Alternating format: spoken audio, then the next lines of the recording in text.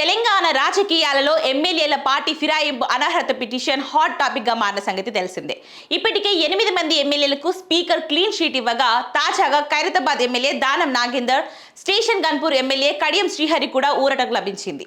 పిటిషన్లపై విచారణ జరిపిన assembly speaker గడ్డం ప్రసాద్ కుమార్ వారు పార్టీ మారినట్లు సరైన ఆధారాలు లేవంటూ వాటిని డిస్మిస్ చేశారు. దీంతో ఇద్దరు ఎమ్మెల్యేలకు బిగ్ రిలీఫ్ దక్కినట్లయింది. సుప్రీంకోర్టు ఆదేశాల మేరకు మార్చి 12లోగా అనర్హత పిటిషన్పై స్పీకర్ విచారణ చేసి తుది నిర్ణయాన్ని ప్రకటించాల్సి ఉంది. ఈ నేపథ్యంలో గతంలో 8 మంది ఎమ్మెల్యేలు, తాజాగా ఇద్దరితో కలిపి మొత్తం 10 మంది ఎమ్మెల్యేలకు ఊరట లభించింది.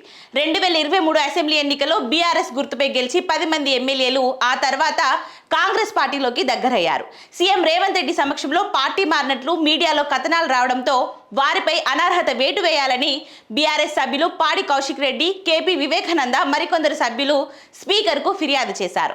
స్పీకర్ సకాలంలో చర్యలు తీసుకోకపోవడంతో తెలంగాణ హైకోర్టు ఆ తర్వాత సుప్రీంకోర్టును పిటిషన్ దాఖలు చేశారు. దీంతో సుప్రీంకోర్టు స్పీకర్పై తీవ్ర ఆగ్రహం వ్యక్తం చేస్తూ మార్చి 12లోగా విచారణ జరిపి నిర్ణయాన్ని వెల్లడించాల్సిందని స్పష్టం చేసింది.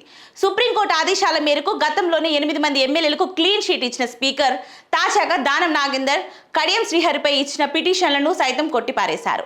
అయితే వీరిలో దానం నాగేందర్ 2024 పార్లమెంట్ ఎన్నికల్లో కాంగ్రెస్ పార్టీ అభ్యర్థిగా సికింద్రాబాద్ స్థానం నుంచి పోటీ చేసి ఓడిపోయారు. దీంతో ఆయన పార్టీ మారినట్లు స్పష్టమైన ఆధారాలు ఉన్నాయని చర్యలు తీసుకోవాలని బీఆర్ఎస్ ఎమ్మెల్యేలు డిమాండ్ చేస్తూ వచ్చారు. కానీ స్పీకర్ మాత్రం అనూహ్యంగా దానం నాగేందర్కు సైతం క్లీన్ షీట్ ఇచ్చారు. దీనిపై బీఆర్ఎస్ ఎమ్మెల్యేలు మండిపడుతున్నారు. ప్రజాస్వామ్యంలో ఇది చీకటి రోజని అంటున్నారు. వారు పార్టీ మారకపోయింటే బీఆర్ఎస్ భవన్కు రావాలని సవాల్ విసురుతున్నారు. కాగా స్పీకర్ నిర్ణయంపై దానం హర్షం వ్యక్తం చేశారు. గత 6 నెలలుగా తనను మానసిక క్షోభకు గురి చేశారని అన్నారు. తాను సికింద్రాబాద్ నుంచి కాంగ్రెస్ గుర్తుపై పోటీ చేయడం పూర్తిగా తన వ్యక్తిగతమని అన్నారు.